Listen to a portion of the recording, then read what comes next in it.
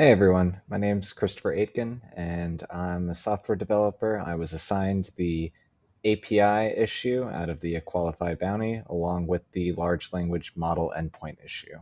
And I'm here to share my updates. So I primarily worked on Equalify-API, which is a brand new repository and a bit of a migration from the original API, which was written in PHP, to TypeScript Node.js. So I'm going to give a quick run through. It's leveraging the Fastify framework, um, and you can run this locally, but it's meant to be deployed on a serverless environment. So right now we're deploying this to AWS through a Lambda function. But if you want to debug and work on it locally, you're absolutely able to do that. So let me go to the very beginning of how to even get this started. You would clone the repository and you could go into the staging branch. Once you're inside, make sure you install all dependencies. I like to use Yarn, but you can use npm if you'd like, and start up the staging environment. So when we start the staging environment, we're actually going to skip this index file because this handles our proxy to AWS Lambda. And we go straight to app.ts, which handles a lot of our logic. So we can take a quick look through here. We have our routes. We have a Cognito JWT verifier. Before we were using Auth0 for user authentication. Now we're using Amazon Cognito because it's a lot cheaper and it's integrated with the rest of their services. We have a pre-handler hook which checks to make sure that we're receiving a signed JWT token. If not, the request gets rejected. And here are the different routes. You have your GET request, your POST request, PUT, delete, and miscellaneous. We can go into one, for example. Let's go to get properties. So if I go to the route get properties, you can take a look at the logic that we have here. So you might see some GraphQL. That's because we actually added a GraphQL engine using this library called PostgreFile. PostgreFile is great. It reads an entire Postgres database and creates a base CRUD API with a lot of boilerplate logic built in. So let's say you wanted to find the first 10 properties. You'd be able to easily do that with GraphQL syntax. And let's say you wanted to limit it to only the user who's logged in. We're passing the JWT user ID, so they will only see their properties, no one else's. To kind of demonstrate how the API works, I actually published a Postman collection, which is in the README. I'm going to open that up right now. Inside of here, you'll see the different endpoints that are available. I'm going to test out the get properties. Just a note, you will need to log in and paste your authorization token as a variable called token. An easy way of doing that is going to the staging.equalify.dev website and logging in. I'm going to log out right now. I'll log in as my test account, 1, 2, 3, 4, 5, 6. And in one of these responses, probably the last one, you'll receive an access token. It's actually the second one, or maybe the first. That's the payload, it's the preview.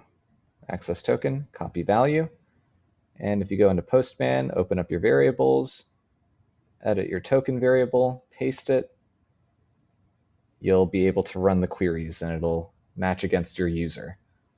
If we don't have a correct token, you'll see that the response is rejected. I spun up the local API, so you'll actually see the error right here, error empty JWT. So let me add it back in. All right, paste, awesome. So it's a basic REST API, but underneath it, we're leveraging a little bit of GraphQL. We also have an exposed GraphQL endpoint if you wanted to perform your own GraphQL query, but we're going to try to keep things organized. We have a post to add properties. So here's an example, testing Equalify, the property URL, property discovery. All of this is defined in the Postman documentation. You can see sitemap URL is required. I renamed this to sitemap URL. Save that. Success, and then you get the ID back. So now that I've demonstrated the basic API, we can also switch from our local environment to our staging environment. So it's no longer going to hit this code right here. It's going to go to our Lambda function that's online. So let me go over to our CloudWatch logs. This is currently listening to anything that hits Equalify-API-staging. And you'll see that it worked. So if I go over to the CloudWatch, this is served over api-staging.equalify.dev. And equalify.dev is kind of like our test domain that we purchased. And here's the event. You can see it happened instantaneously. What's great about Lambda is that we can accept a crazy number of requests and it'll be able to handle it. And we don't have to manage any infrastructure. It just works. There's no crashing. Now I think I can move over to another part, which is the AI aspect. So we built this endpoint called /help, where you can feed it, maybe a problem URL and a code snippet that you need some help with identifying how to fix, a given accessibility issue. Document has more than one banner landmark. If I were to feed this through the AI, it goes to our OpenAI wrapper. We fetch data from the DQ URL and the source URL. So this defines the accessibility standard, and this is where the problem in accessibility is. And we return, how to implement suggested replacement code and the original code as well, although this isn't necessary. It's just to kind of demonstrate that we scraped the website. Yeah, and if we wanted to take a look at what this looked like inside of here, we go to /help, and you can see that we're leveraging OpenAI's GPT-4 using the node OpenAI SDK. We have function calling to have a strictly typed response, suggested replacement code, how to implement a diff view. I'm going to continue playing around with this, and I would definitely like help from the community.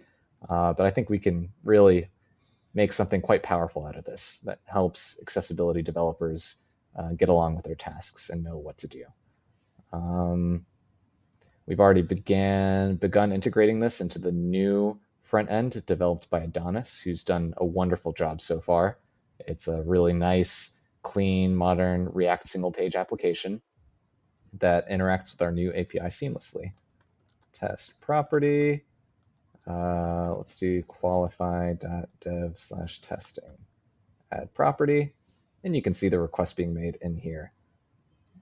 This is the endpoint, api-staging.qualify.dev/add properties. This is the payload, and we get a successful response. If we go back to properties, you'll see that test property was added. Super clean, you don't have to change pages. It's all one page, so clicking between things is instantaneous. We can also update user attributes easily. This one's a bit trickier because it interacts with the Cognito service, but it'll update Cognito as well. So if we go into Cognito and look at this user, the name was changed to Chris. It's like a separate database. Not sure if I showed the database in this video. I don't think I did. We migrated from a MySQL-based database that had one database per user. Now we have a single database for all users with a user ID column. That's a UUID. And it's working out pretty nicely. If I refresh, you'll see that new testing and qualify that got added. Test property. Yeah, everything is on GitHub. I'm always available if you guys have any questions. Would love to help continue developing this. I've also contributed a bit to the front end and tying together the API with the front end. And I think that's about it.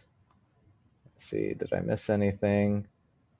I guess you could see some of the Cognito hooks. These customize the messages that are sent out, like to reset your password, or if you sign up, what your verification code is. You can't really test this locally. This only gets triggered on the AWS environment inside of a Lambda function, but still useful for people to be able to see. And we have two environments on there. We have a staging environment and a production environment. Yeah, and we're loading our environment variables through these .env files. And that's about it. If you guys have any questions at all, please don't hesitate to reach out. I'm going to continue developing this, and I think we'll turn Equalify into something super scalable, super important, and it'll all be open source. Thanks.